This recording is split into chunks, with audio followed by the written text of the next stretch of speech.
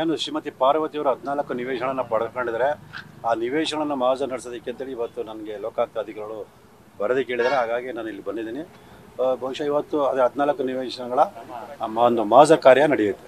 Sir, ಈಗ ನಿನ್ನೆ ಜಾಗದ ಹತ್ರ ಹೋದಾಗ್ಲೂ ಕೂಡ ಅದನ್ನ ಸಂಪೂರ್ಣವಾಗಿ ಎಲ್ಲ 4 ಇಲಾಖೆಯವರು ಬಂದು ಖಾತ್ರಿ ಪಡ್ತಿದ್ರು. ಇದು ಕೂಡ ಅದೇ ರೀತಿ ಆಗುತ್ತಾ? ಅಳತೆ ಎಲ್ಲ ಮಾಡ್ಬೇಕಂತ ಗೊತ್ತಿಲ್ಲ ಸರ್, ನೋಡಬೇಕು. ಅಲ್ಲಿ ಬಹುಶಃ ಅದೇ ರೀತಿ ಎಲ್ಲ ಸಂಬಂಧಪಟ್ಟ ಅಧಿಕಾರಿಗಳನ್ನು ಕೂಡ ಕರೆಸಿ ಅವರ ಒಂದು ಸಮ್ಮುಖದಲ್ಲೇ ಮತ್ತು ನನ್ನ ಸಮ್ಮುಖ ಮತ್ತು ಪಂಚರ ಸಮ್ಮುಖದಲ್ಲಿ ಈ ಮಹಾಜನ ಕಾರ್ಯ ನಡೆಸ್ತಾರೆ ಅಂತ ಅನ್ಕೊಂಡಿದ್ದೀನಿ. ಇನ್ನೂ ಎಲ್ಲ ಬರೀ ಮಹಾಜಾರ ಆಗ್ತಾ ಇದೆ. ಸೊ ಆರೋಪಿಗಳನ್ನ ಕರೆದು ವಿಚಾರಣೆ ಮಾಡೋದು ಯಾವಾಗ, ನೋಟಿಸ್ ಕೊಡೋದು ಯಾವಾಗ ಅಂತ? ಸರ್, ಆರೋಪಿಗಳನ್ನ ಕರೆಸೋದು ಯಾವಾಗ ಅಂದರೆ ಎಲ್ಲ ಸಾಕ್ಷ್ಯಗಳು ಸಂಗ್ರಹ ಮಾಡಿದ ನಂತರ.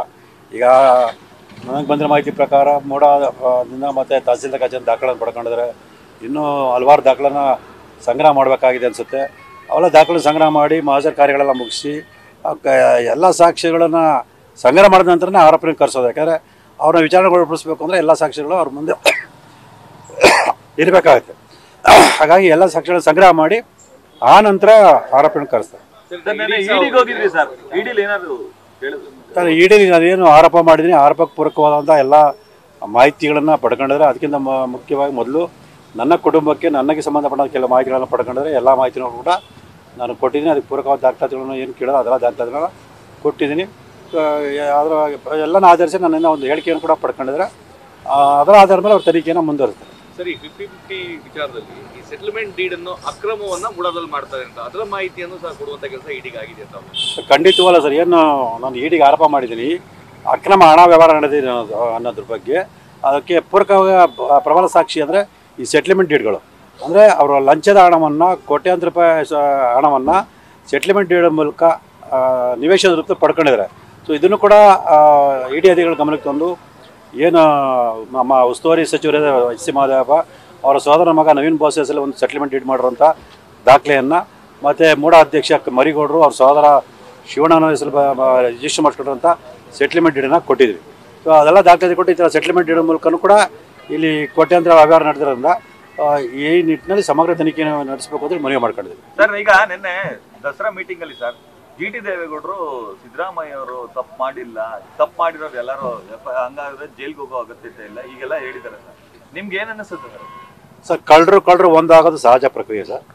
ಹಾಗೆ ಜಿ.ಟಿ. ದೇವೇಗೌಡರು ಕೂಡ ಅವ್ರದ್ದು ಇಲ್ಲಿ 50-50 ಅನುಪಾತದಲ್ಲಿ ಅವ್ರ ಪಾತ್ರನೂ ಇರೋದ್ರಿಂದ ಈಗಲೇ ಅವರೆಲ್ಲ ಒಂದಾಗ್ತಾ ಇದ್ದಾರೆ. ನನಗೆ ಈಗಾಗಲೇ ಮಾಹಿತಿ ಬಂದಿದೆ, 50-50 ಅನುಪಾತದಲ್ಲಿ ಯಾರನ್ನು ಅಕ್ರಮವಾಗಿ ನಿವೇಶನ ಪಡೆದರೆ ಅವರೆಲ್ಲರೂ ಕೂಡ ಒಂದು ಕೂಟವನ್ನು ರಚಿಸಿಕೊಂಡು ಸೊ ನನ್ನ ವಿರುದ್ಧ ಹೋರಾಟ ಮಾಡುವಂಥ ಒಂದು ಪ್ರಕ್ರಿಯೆಯಲ್ಲಿ ನಿರತರಾಗಿದ್ದಾರೆ.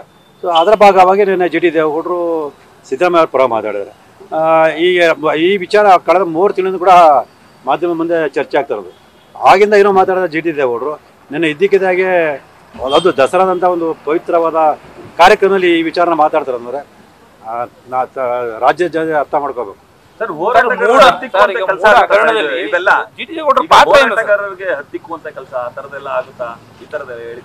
ಖಂಡಿತವಾಗ್ಲೂ ಸರ್, ಅದೇ ಹೇಳೋದಲ್ಲ, ಆ ಒಂದು ಹಿನ್ನೆಲೆಯಲ್ಲಿ 50-50 ಅನುಪಾತ ನಿವೇಶನ ಪಡೆತಕ್ಕಂಥ ಎಲ್ಲರೂ ಕೂಡ ಒಂದು ಕೂಟವನ್ನು ರಚನೆ ಮಾಡಿಕೊಂಡು ಹಲವಾರು ರೀತಿಯ ಸಂಚು ರೂಪಿಸಿದ್ದಾರೆ ಅಂತ ಮಾಹಿತಿ ಬಂದಿದೆ. ಅಲ್ಲ ಸರ್, ಈಗ ಜಿ.ಟಿ. ದೇವೇಗೌಡರ ಪಾತ್ರ ಏನು ಸರ್? ಜಿ.ಟಿ. ದೇವೇಗೌಡರು ಅಷ್ಟಲ್ಲ, ಈ ಭಾಗದ ಏನು ಜನಪ್ರತಿನಿಧಿಗಳಿದ್ರೆ ಅವರೆಲ್ಲರೂ ಕೂಡ ಈ ಅಕ್ರಮದಲ್ಲಿ ಭಾಗಿಯಾಗಿದ್ದಾರೆ. ಅವರೆಲ್ಲರೂ ಕೂಡ ಇದರಲ್ಲಿ ಆರೋಪಿಗಳಾಗ್ತಾರೆ. ನೇರ ಭಾಗಿ ಇದೆಯಾ ಸರ್? ನೇರವಾಗಿ ಯಾರ ಇದು ಕೂಡ ಆಗಲ್ಲ ಸರ್. ಹೇಗೆ ಸಿದ್ದರಾಮಯ್ಯ ಅವರು ಅವ್ರ ಮಾಮೇದನ ಮೂಲಕ ಈ ಮತ್ತು ಅವ್ರ ಶ್ರೀಮತಿ ಮೂಲಕ ಈ ಅಕ್ರಮಗಳು ಮಾಡಿದ್ದಾರೆ, ಅದೇ ರೀತಿ ಕೂಡ ಅವ್ರ ಸಂಬಂಧಿಕರು, ಅವ್ರ ಪರಿಚಯಸ್ಥರು, ಅವ್ರ ಸ್ನೇಹಿತರು ಇವರೆಲ್ಲ ಮುಖಾಂತರ ಮಾಡಿದ್ದಾರೆ. ಸೊ ಯಾರ ಮುಖಾಂತರ ಮಾಡಿದ್ದಾರೆ, ಹೇಗೆ ಮಾಡಿದ್ದಾರೆ ಅಂತೆಲ್ಲರೂ ಕೂಡ ತನಿಖೆ ನಂತರ ಗೊತ್ತಾಗಲಿದೆ. ಸರ್, ಈಗ ನನ್ನ ಇಡಿಗೆ ಎಷ್ಟು ಪುಟಗಳ ದೂರು ಕೊಟ್ಟಿದೆ ಸರ್? 500 ಪುಟಕ್ಕಿಂತ ಹೆಚ್ಚಿನ ದಾಖಲೆಗಳನ್ನು ನಾನು ಕೊಟ್ಟಿದ್ದೀನಿ. ಸೊ ಆ ದಾಖಲೆಗಳು ಯಾವುದಕ್ಕೆ ಸಂಬಂಧಪಟ್ಟ ಕೂಡ ಹೇಳಿದ್ದೀನಿ. ಹೆಚ್ಚಿನ ದಾಖಲೆ ಕನ್ನಡದಲ್ಲಿ ಇರೋದ್ರಿಂದ ಅದ್ರ ಬಗ್ಗೆ ಅವರು ಮಾಹಿತಿಯನ್ನು ಪಡ್ಕೊಂಡು ಅದನ್ನೆಲ್ಲ ಕೂಡ ಬರ್ಕೊಂಡಿದ್ದಾರೆ. ಯಾವ ದಾಖಲೆ ಅದಕ್ಕೆ ಸಂಬಂಧ ಬರ್ಕೊಂಡು ಅದೆಲ್ಲ ಮಾಡಿ ಆ ತನಿಖೆಯನ್ನು ಮುಂದುವರಿಸ್ತಾರೆ. ED FIR ಬಗ್ಗೆ ಏನಾದರೂ ಮಾಹಿತಿ ಇದೆ ಸರ್? ಇಲ್ಲ ಸರ್, ನಾನು ಕೇಳಿದ್ರೆ ಅದು ECIR ಅಂತ ಮಾಡಿದ್ದಾರೆ. ಅದು ಈ ಥರ FIR ರೂಪದಲ್ಲಿ ನಾವು ಯಾರಿಗೂ ಕೊಡಲ್ಲ, ಅದು ನಮ್ಮ ತನಿಖೆಗೆ ಸಂಬಂಧಪಟ್ಟಿದೆ ಅಂತೇಳಿ ಅವ್ರು ಹೇಳಿದರು. ಇಲ್ಲಿ ನವೀನ್ ಬೋಸ್ ಅಂದರೆ ಯಾರು ಸರ್?